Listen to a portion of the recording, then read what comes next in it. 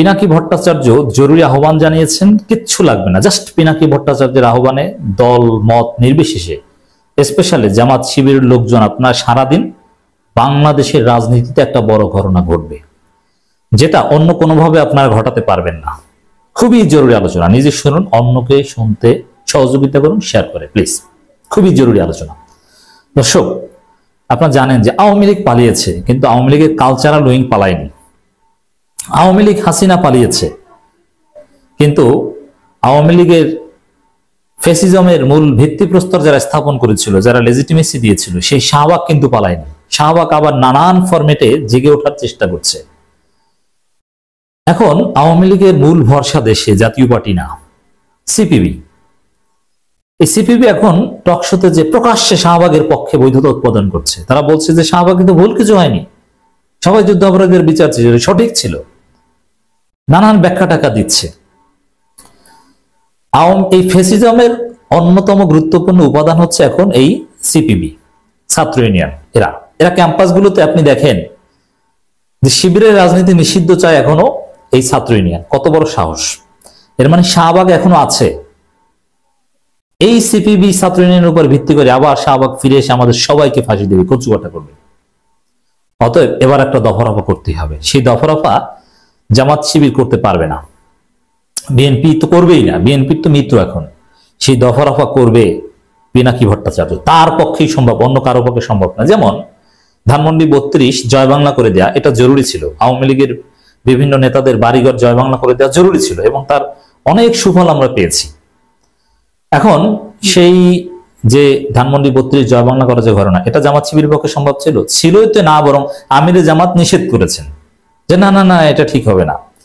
এখন নানান কথা বলেছেন, কিন্তু জামাত শিবিরের লোকজন কিন্তু ঠিকই সেখানে ছিল। এরকম এই শাহবাগকে ধ্বংস করতে, এই সিপিবি কে জয় বাংলা করা, এটা জামাত শিবির বা বিএনপির পক্ষে সম্ভব। বরং বিএনপি তো সিপিবির পক্ষই নিয়েছে অলরেডি। বিএনপি তাদের যে ভাড়াটে ইউটিউবার আছে তাদেরকে সিপিবির অফিস রক্ষা করার জন্য নামিয়ে দিয়েছে।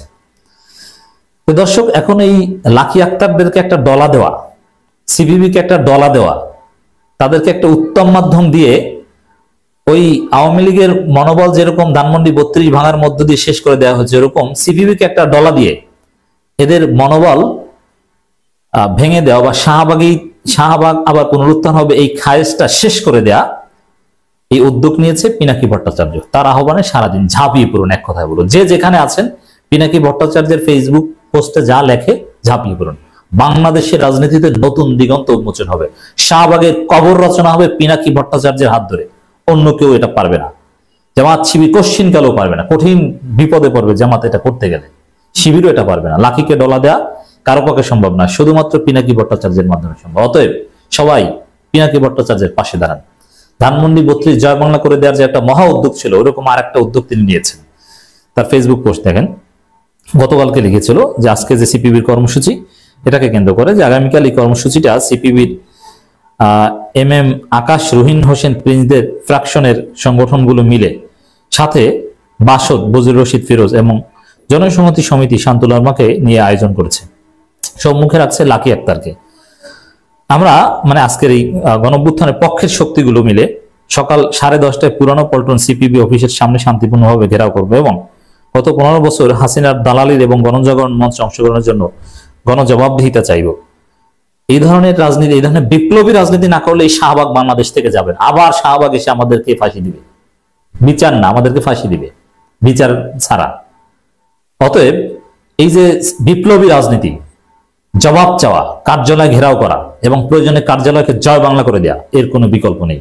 কার্যালয় ভেঙে চুরে চুরমার করে দিতে হবে, দখল করতে হবে, ছাত্র জনতার অফিস বানাতে হবে, বিপ্লবীদের অফিস বানাতে হবে। এইসব সিপিবি টিপিবি ভারতের লেসপেন্সার শাহবাগী দালালদের স্থান বাংলাদেশ হবে না। এই প্রিন্স এগুলো গোনার কোনো টাইম নেই। লাকি নাকি এগুলোকে সব লাথি দিয়ে, ডলা দিয়ে শেষ করে দেন। প্রতীকী অর্থে বললাম, সত্যি সত্যি আবার লাথি দেন না। পুরনো পল্টন সিপিবি অফিসকে আমরা বিপ্লবী ছাত্র জনতার অভ্যুত্থানের কার্যালয় বানাবো, এর মানে সিপিবি অফিস থাকবে না। সহজ কথা, বিপ্লবী রাজনীতিতে এটা করতেই হবে, নইলে শাহবাগী উপাদান থেকে যাবে। এই শক্তি ফেসিবাদের পক্ষের শক্তি, এই সিপিবির শক্তি।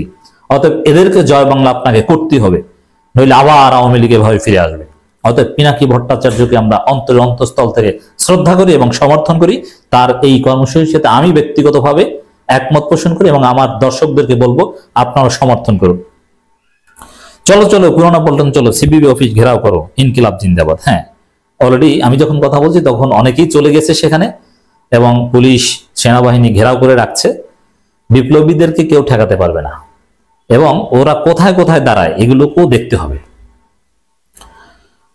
পিনাকি ভট্টাচার্য আর একটা পোস্ট, পুরোনো পল্টন সিপিবি অফিসের বিল্ডিং এর দোকান আছে কিছু, আপনাদের উতলা হওয়ার কিছু নেই, আপনাদের মালিকানা আপনাদেরই থাকবে। সাময়িক অসুবিধার জন্য আপনাদের 1 মাসের ভাড়া মওকুফ করা হবে। পরের মাস থেকে পরবর্তী নির্দেশ না দেওয়া পর্যন্ত আমাদের ভাড়ার সমপরিমাণ টাকা জুলাই ফাউন্ডেশন দান হিসেবে জমা দিয়ে রসিদ রাখবেন। আগামীকাল দোকান না খোলার পরামর্শ দেওয়া হচ্ছে, আপনাদের নিরাপত্তার দায়িত্ব নিন, আজকের ঘটনা।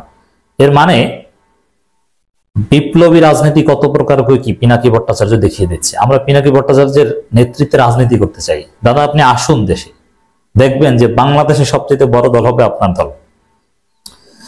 আমি অনেক আগে থেকেই বলে আসছি, সিপিবি কে আশ্রয় করে পিনাকি ভট্টাচার্য লিখছেন 1975-এ 75-এর পরে আওয়ামী লীগ দাঁড়িয়েছে, 2024-এর পর উঠে দাঁড়াবে, রাইট। এই জন্য সিপিবি কে ধ্বংস করতেই হবে। এদেরকে কোথাও সারা বাংলাদেশে এদের কার্যালয়কে দখল করুন। সেই বুলডোজার অভিযানের মতো আরেকটা অভিযান দরকার। পিনাকিদা আপনি নেতৃত্ব দেন, আমরা আছি। সিপিবির উচিত ছিল বিপ্লব পরবর্তী বাংলাদেশের জন্য ভারতের বলয় থেকে বেরিয়ে প্রো বাংলাদেশি বাংলাদেশের সংস্কৃতি আর ঐতিহ্যের সাথে বারবার নতুন রাজনীতি নিয়ে হাজির হওয়ার। আমি সিপিবি কে এই বার্তা আনুষ্ঠানিকভাবে দিয়েছিলাম, সিপিবি কানে নেয়নি। তারা সেই আগের রাস্তায় আছে, মানে ভারতের লেসপেন্সারি করছে। লাঠিকে সামনে রেখে তারা মাঠে নেমেছে। কত বড় সাহস চিন্তা করছেন? কিভাবে পুলিশের উপর বিনা উস্কানিতে হামলা করেছে তারা, আপনারা দেখছেন।